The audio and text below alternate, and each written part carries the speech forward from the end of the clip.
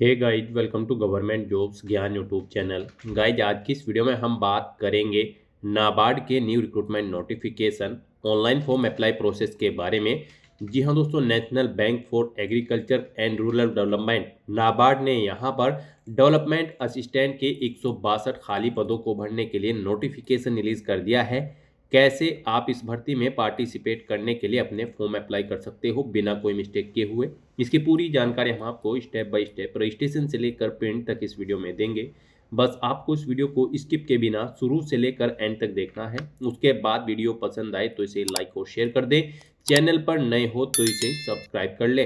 साथ ही साथ आपको फॉर्म अप्लाई करते हुए जो जो भी प्रॉब्लम फेस हो रही है उन सभी का हल आपको इस वीडियो में मिल जाएगा। तो बिना कोई वक्त गंवाए चलिए शुरू करते हैं। आपको इस वीडियो की डिस्क्रिप्शन बॉक्स में हमारी वेबसाइट ind-sarkari-naukri.in के इस पेज का लिंक मिल जाएगा। यहाँ पर आपको इस भर्ती के रिगार्डिंग सभी डिटेल्स प्रोवाइड कर दी गई है। National bank for rural agriculture and rural development यानी कि नाबार्ड ने डेवलपमेंट असिस्टेंट ग्रुप बी और डेवलपमेंट असिस्टेंट हिंदी के लिए 162 खाली पदों को भरने के लिए नोटिफिकेशन रिलीज कर दिया है। आप 17 जनवरी 2026 से 3 फरवरी 2026 तक अपने फॉर्म अप्लाई कर सकते हो। आकर्षक सैलरी पैकेज आपको प्रोवाइड कराया जाएगा। ग्रेजुएट डिग्री धारक कैंडिडेट अप्लाई कर सकते हैं, प्लस यहाँ पर आपको कंप्यूटर की नॉलेज भी होनी चाहिए। आयु सीमा यहाँ पर आपकी 21 से 35 साल के बीच में रखी गई है। जनरल, ओबीसी, ईडब्ल्यूएस के लिए 550 रुपये फीस है। एससी, एसटी, पीएच के लिए 100 रुपये फीस है, जो कि आप ऑनलाइन मोड से जमा करा सकते हो। सिलेक्शन आपका प्री एग्जाम, मेन एग्जाम और लैंग्वेज प्रोफिशिएंसी टेस्ट के आधार पर होगा। आप ऑल इंडिया से ऑनलाइन मोड में अप्लाई कर सकते हो। उसके लिए आपको इस पेज को नीचे स्क्रॉल डाउन करना है, इंपॉर्टेंट लिंक सेक्शन में आना है, ऑफिशियल नोटिफिकेशन पीडीएफ लिंक पर क्लिक करके इस भर्ती के नोटिफिकेशन को ओपन कर लेना है और इसमें से आपको पूरी डिटेल रीड कर लेनी है। यहाँ पर आपको सभी डिटेल्स प्रोवाइड कर दी गई है, जैसे कि क्या पोस्ट का नाम है, कितनी उसके लिए नंबर ऑफ वैकेंसीज है, कैसे आप अप्लाई कर सकते हो, कब से कब तक आप अप्लाई कर सकते हो, क्या आपका एलिजिबिलिटी क्राइटेरिया होना चाहिए। पूरी जानकारी आपको इस नोटिफिकेशन में दे दी गई है। आप सभी डिटेल्स यहाँ से रीड आउट करें, उसके बाद अपने फॉर्म अप्लाई कर लें। फॉर्म अप्लाई करने के लिए भी आपको हमारी वेबसाइट के इसी पेज पर ही अप्लाई ऑनलाइन का लिंक दिया गया है। जैसे ही आप इस लिंक पर क्लिक करेंगे आपके सामने नाबार्ड का ये पोर्टल ओपन होगा। गाइस, यहाँ पर अगर आपने पहले से रजिस्ट्रेशन कर रखा है तो आपको यहाँ पर login for already registered candidate की टैब दी गई है। आप इस पर क्लिक करें, आपके सामने यहाँ पर कुछ इस तरह से पॉपअप शो होगा। अब आपको यहाँ पर अपना रजिस्ट्रेशन नंबर एंटर करना है, अपना पासवर्ड आपको यहाँ पर एंटर करना है। फिर आपको ये सिक्योरिटी कोड जो यहाँ पर शो हो रहा होगा वो आपको यहाँ पर एंटर करना है। और फिर गाइज आपको यहाँ पर सबमिट के इस ऑप्शन पर क्लिक करते हुए लॉगिन करके अपना फॉर्म अप्लाई कर लेना है। और अगर आप इस भर्ती के लिए फर्स्ट टाइम अप्लाई करने जा रहे हो तो सबसे पहले यहाँ पर आपको अपना रजिस्ट्रेशन करना होगा। उसके लिए आपको यहाँ पर click here for new registration की ये टैब दी गई है, आप इस पर क्लिक करें। आपके सामने यहाँ पर रजिस्ट्रेशन का फॉर्म ओपन हो जाएगा। इसमें आपको अपनी बेसिक इन्फॉर्मेशन प्रोवाइड कराते हुए अपना रजिस्ट्रेशन करना है।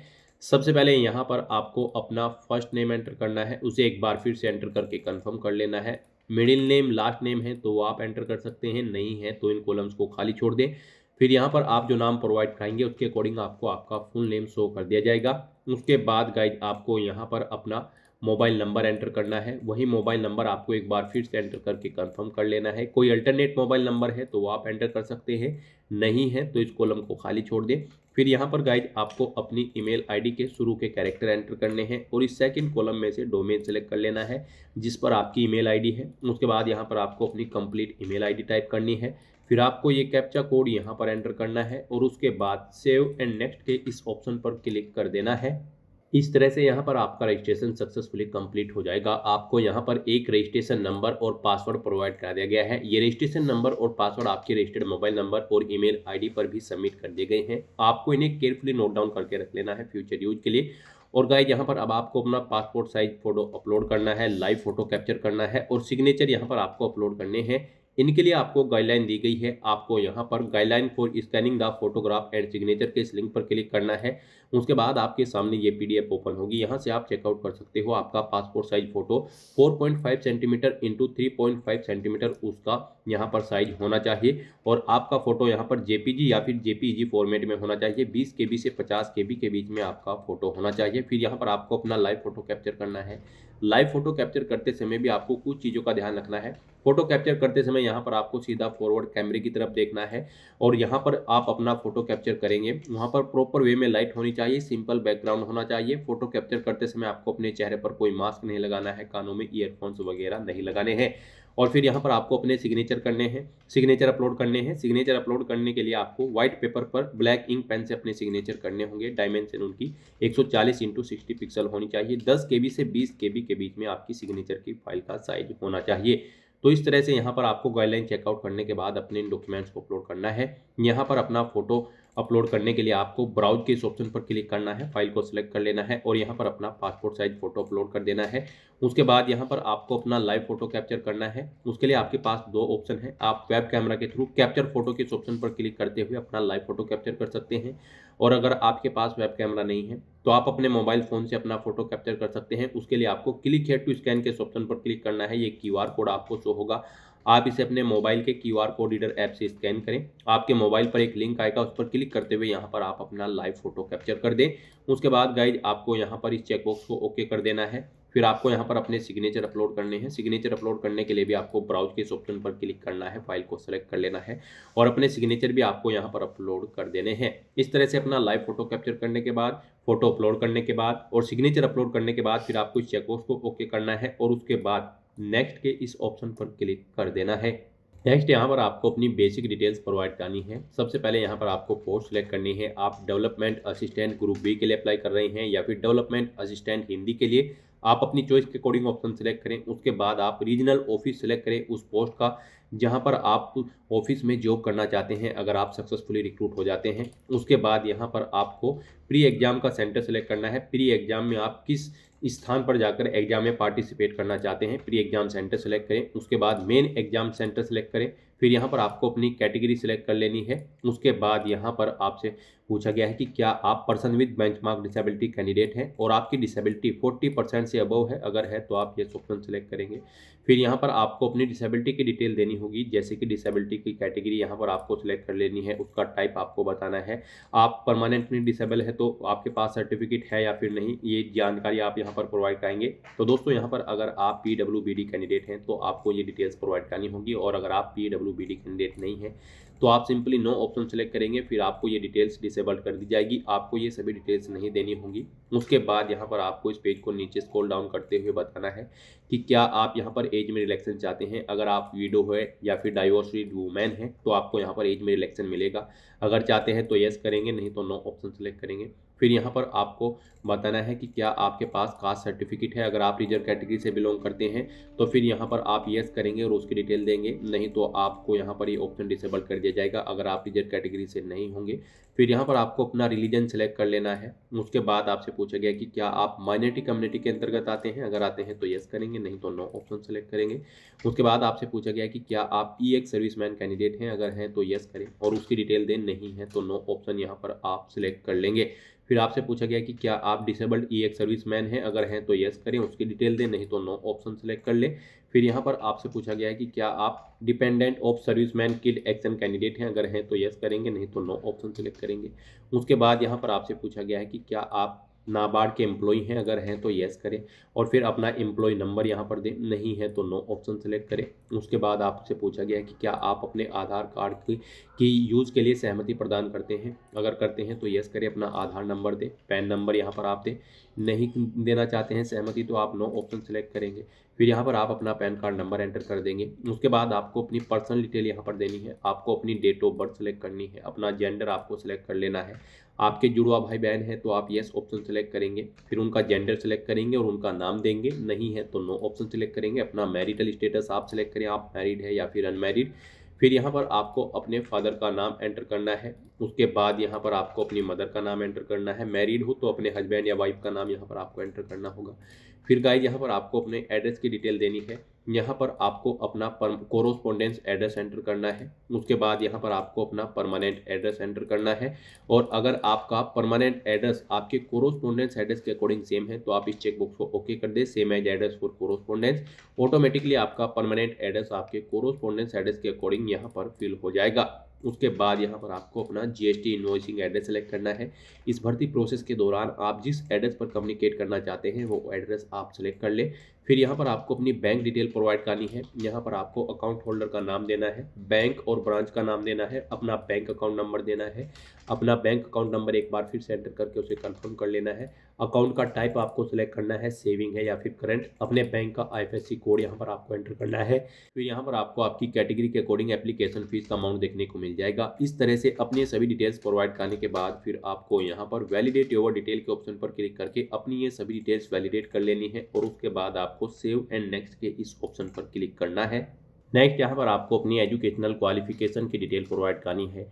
गाइज यहाँ पर इस भर्ती में पार्टिसिपेट करने के लिए आपके पास बैचलर डिग्री होनी चाहिए किसी भी रिलेवेंट डिसिप्लिन के अंतर्गत मिनिमम 50% मार्क्स के साथ। और यहाँ पर अगर आप ग्रुप बी डेवलपमेंट असिस्टेंट की पोस्ट के लिए अप्लाई कर रहे हैं तो फिर यहाँ पर आपको वर्ड प्रोसेसिंग की भी नॉलेज होनी चाहिए। और डेवलपमेंट असिस्टेंट हिंदी के लिए आपके पास यहाँ पर हिंदी और इंग्लिश एक सब्जेक्ट के तौर पर होने चाहिए। बैचलर डिग्री करते हुए 50% मार्क्स के साथ यहाँ पर आपकी बैचलर डिग्री होनी चाहिए। और यहाँ पर आप इंग्लिश टू हिंदी आपको ट्रांसलेट आना चाहिए और वर्ड प्रोसेसिंग भी आपको आनी चाहिए। तो यहाँ पर अब आपको अपनी क्वालिफिकेशन की डिटेल प्रोवाइड करनी है। सबसे पहले यहाँ पर आपको अपनी ग्रेजुएशन या उसके इक्विवेलेंट आपकी अगर कोई क्वालिफिकेशन है तो उसकी डिटेल देनी है। यहाँ पर आपको बताना है आपने अपनी ग्रेजुएशन किस स्ट्रीम में पास आउट की है, आर्ट, साइंस, कॉमर्स, एग्रीकल्चर या फिर मैनेजमेंट। आप अपने अकॉर्डिंग ऑप्शन सेलेक्ट करें। फिर आपको पासिंग डेट यहाँ पर सेलेक्ट करनी है, किस डेट को आपने अपनी ग्रेजुएशन पास आउट की है, कितने % मार्क्स आपने ऑब्टेन किए हैं वो यहाँ पर आपको एंटर करने हैं। आपकी फर्स्ट क्लास है, सेकंड है या फिर पास आउट है, आप अपने अकॉर्डिंग ऑप्शन सेलेक्ट करें। उसके बाद अगर आपने पोस्ट ग्रेजुएशन या फिर कोई प्रोफेशनल क्वालिफिकेशन कर रखी है तो उसकी डिटेल भी आप सेम ऐसे ही यहाँ पर प्रोवाइड करा सकते हैं। फिर यहाँ पर आपसे पूछा गया है कि आपकी हायर क्वालिफिकेशन क्या है, ग्रेजुएशन, पोस्ट ग्रेजुएशन, पीएचडी या फिर जो भी है, आप अपने अकॉर्डिंग ऑप्शन सेलेक्ट करेंगे। उसके बाद आपसे पूछा गया है 10वीं और 12वीं क्लास में आपके पास यहाँ पर वो ऑफिशियल लैंग्वेज थी जिस स्टेट के लिए आप अप्लाई कर रहे हैं। यहाँ पर आप जिस स्टेट के लिए आपने अप्लाई करने जा रहे हो उस स्टेट की ऑफिशियल लैंग्वेज आपको आनी चाहिए। तो यहाँ पर आपको यस ऑप्शन सेलेक्ट करना है। यहाँ पर आपको प्रोफिशिएंसी भी होनी चाहिए उस ऑफिशियल लैंग्वेज की, उस स्टेट की जिसके लिए आप अप्लाई कर रहे हैं। उसमें आपको रीड, राइट और स्पीक आनी चाहिए। तो यहाँ पर भी आपको यस ऑप्शन सेलेक्ट करना है। आपको वर्ड प्रोसेसिंग की नॉलेज है तो आप यस करेंगे। फिर यहाँ पर आपको अपनी कंप्यूटर की नॉलेज देंगे। वर्ड प्रोसेसिंग यानी कि आपको कंप्यूटर पर MS वर्ड की नॉलेज होनी चाहिए। फिर यहाँ पर आपको जो कंप्यूटर की नॉलेज है उसकी डिटेल आपको देनी है। आपको कंप्यूटर में क्या क्या नॉलेज है, जैसे कि आपको वर्ड आता है, एक्सेल आता है या बेसिक या एडवांस जो भी कंप्यूटर में आता है उसकी डिटेल यहाँ पर आपको देनी है।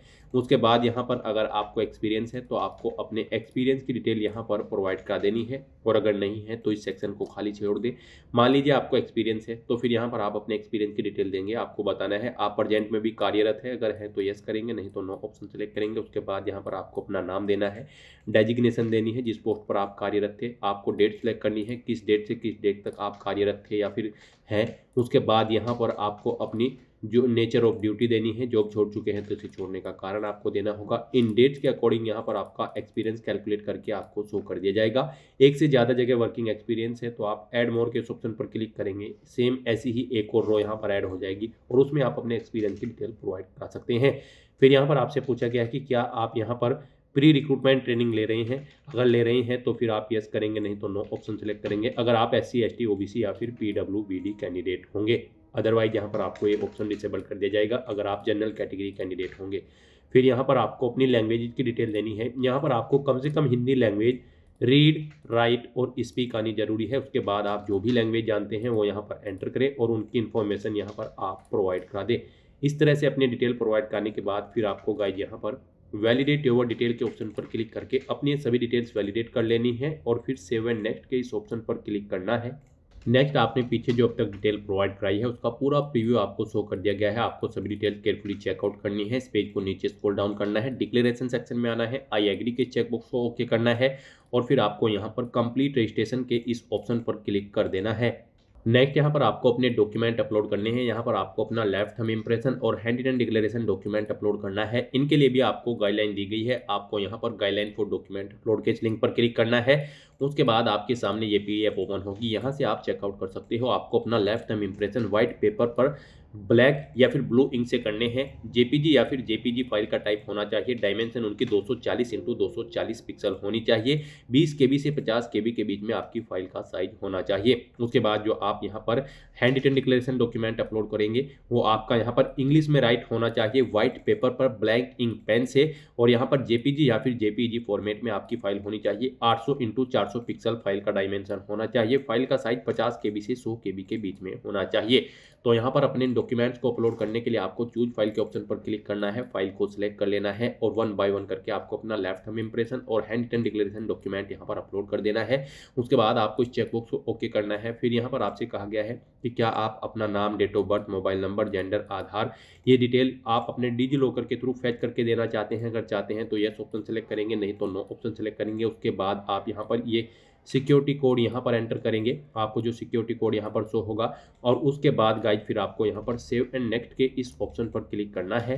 नेक्स्ट यहाँ पर आपको अपना फीस पेमेंट करना है। उससे पहले अगर आप अपने फॉर्म का प्रिंट आउट लेना चाहते हैं तो आप एप्लीकेशन प्रिंट के स्टेप पर क्लिक करके अपने फॉर्म का प्रिंट आउट ले सकते हैं। और यहाँ पर अब आपको अपना एप्लीकेशन फीस का अमाउंट जमा कराना है। गाइड यहाँ पर हम आपको बता दें, अगर आप जनरल, ओबीसी, ईडब्ल्यूएस कैंडिडेट हैं तो आपको 550 प्लस जीएसटी फीस के रूप में देनी है। और अगर आप एससी एसटी पीएच कैंडिडेट हैं तो आपको 100 रुपये प्लस जीएसटी फीस के रूप में यहाँ पर देने होंगे। तो यहाँ पर आपको आपकी कैटेगरी के अकॉर्डिंग एप्लीकेशन फीस का अमाउंट देखने को मिल जाएगा। अब आपको ये सिक्योरिटी कोड, यहाँ पर आपको जो ये सिक्योरिटी कोड शो हो रहा होगा, ये आपको यहाँ पर एंटर करना है और उसके बाद सबमिट के इस ऑप्शन पर क्लिक करना है। फिर आपके सामने फीस पेमेंट का इंटरफेस ओपन होगा। यहाँ पर आप credit card, debit card, net banking, wallet या कैश कार्ड या फिर क्यूआर या फिर यूपीआई के माध्यम से अपना फीस पेमेंट कर सकते हो। यूपीआई यहाँ पर आपके लिए बेस्ट और इजी ऑप्शन रहेगा। आप यूपीआई के इस ऑप्शन पर क्लिक करें, मेक पेमेंट के ऑप्शन पर क्लिक करें, प्रोसीड विद पेमेंट ऑप्शन पर क्लिक करें। उसके बाद आपके सामने कुछ इस तरह से इंटरफेस होगा। यहाँ पर भी आपके पास फीस पेमेंट करने के लिए दो ऑप्शन है। आप अपनी यूपीआई आईडी यहाँ पर एंटर करें, मेक पेमेंट के ऑप्शन पर क्लिक करते हुए अपना फीस पेमेंट कर दें, या फिर आप क्लिक हियर टू स्कैन के इस ऑप्शन पर क्लिक करें। ये क्यूआर कोड आपको शो होगा, आप इसे अपने यूपीआई ऐप से स्कैन करें और अपना फीस पेमेंट कर दें। सक्सेसफुली फीस पेमेंट करते ही यहाँ पर आपका फॉर्म सबमिट हो जाएगा। उसके बाद आपको अपने फॉर्म का एक हार्ड कॉपी प्रिंट आउट ले लेना है फ्यूचर यूज के लिए, फ्यूचर रेफरेंस के लिए। इस तरह से यहाँ पर आपके एप्लीकेशन फॉर्म की सभी टास्क कंप्लीट हो जाएगी और आप अपने डैशबोर्ड में जाकर भी चेकआउट कर सकते हो कि आपका फॉर्म सक्सेसफुली सबमिट हो चुका है या फिर नहीं। तो दोस्तों ऐसे आप नाबार्ड की इस भर्ती के लिए अपने फॉर्म अप्लाई कर सकते हो बिना कोई मिस्टेक किए हुए। आज की इस वीडियो में बस इतना ही। आई होप ये वीडियो आपको पसंद आई होगी। अगर पसंद आई हो तो इसे लाइक और शेयर करें। चैनल पर नए हो तो इसे सब्सक्राइब कर लें। Thanks for watching.